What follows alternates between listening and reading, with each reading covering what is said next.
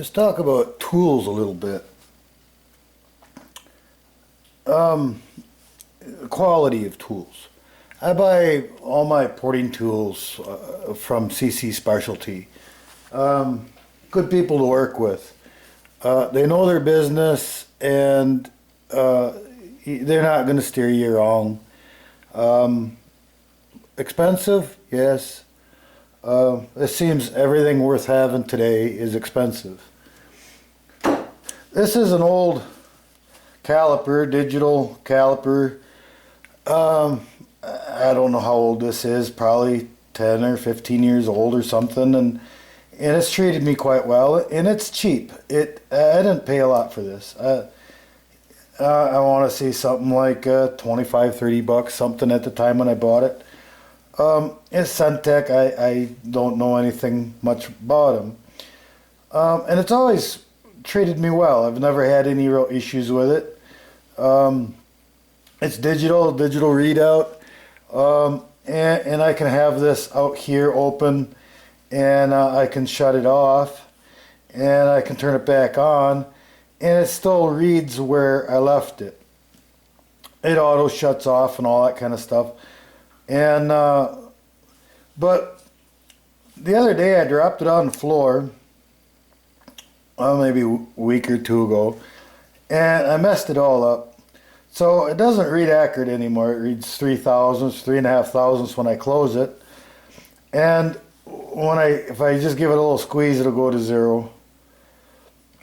And so, I've obviously bent something here. And so it says 0, I let off from it, it says 3, and I squeeze it, it says 0, and I let off, it says 3. And I broke the crystal, so, one of my numbers there is all screwed up, so I really can't read the thing.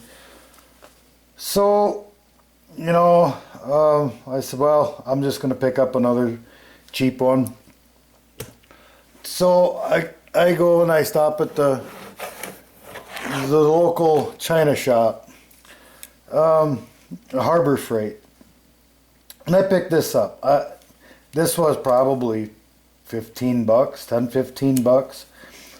When I roll this one back and forth, it's nice and smooth. It just glides like a piece of glass. This one glides like you stuck a whole bunch of dirt in it. It's just rough. And I turn the thing on, and I roll it out, and I turn it off, and I turn it back on, and it says 0.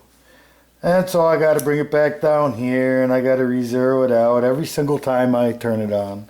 Or if it shuts off by itself, I got to start all over. Doesn't remember anything. Alright? So, I thought, oh well, the roughness ain't so bad. I get used to that after a while. And the doggone thing skips all the time. Doesn't do it every time, but quite often. And it skips 200 thousandths right on the head when it does it. And now it doesn't want to do it, but anyways, it does, and I wouldn't recommend anyone buying this kind of trash for anything. Yeah, it's just a guessometer or an approximate meter. It's definitely not a dial indicator. It's meant just to kind of get you close, rough measurement. But this one's driving me nuts. Yeah, I always got to look up here and kind of get an idea if it skipped or not. And I don't trust it. I don't believe it. And I can't. So I look on MSC on the internet. I think it's MSC. Yeah, MSC. And I look at, better quality. Something that's worth buying. So I look up Brown and Sharp. Basically the same tool from Brown and Sharp, 188.32, right? You're looking at a $200 bill. 5-star rating, 5 out of 5. So, other people say that that's a good tool. And down here there's an SPI. I don't know anything about them. I just noticed it on here. It's basically the same, 6-inch dial indicator for 88 or 89.22, $90. And it's probably what I'll buy. I don't depend on these for any kind of real accurate measurements. It's something close. But the same thing goes as far as quality of tools is quality of parts. This stuff that comes from China, it's just insane how poor it is. This is a Meteor cylinder. It's aftermarket, and this one's actually made in Italy. And it's claimed to be of a higher quality than all of the, China-made stuff.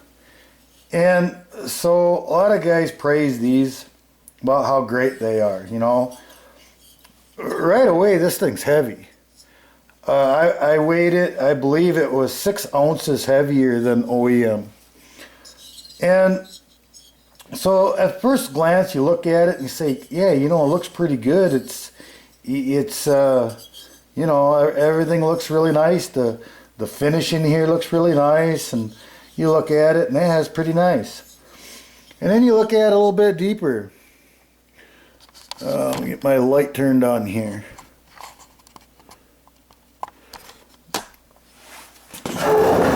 Get into this thing a little bit further, and I don't know if you're going to be able to see it, but the plating goes up. It's really nice down in here. The last ½ an inch up there is unfinished. It's rough. You can feel it with your finger. It's rough.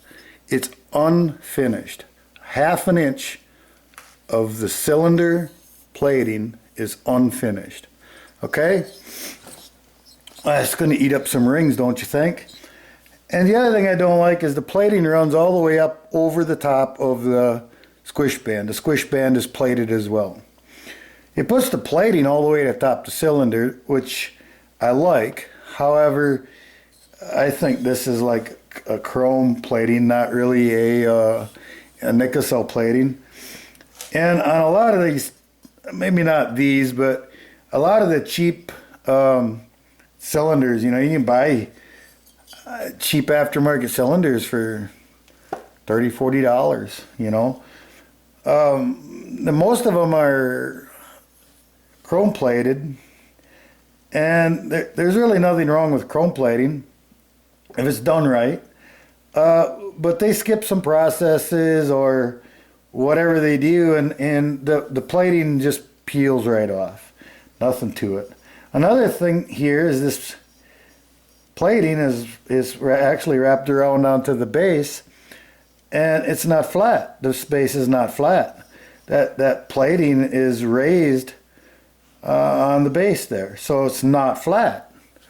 I'd have to put this chuck this up in the lathe and take something off of this base to actually make it flat, because this is not flat.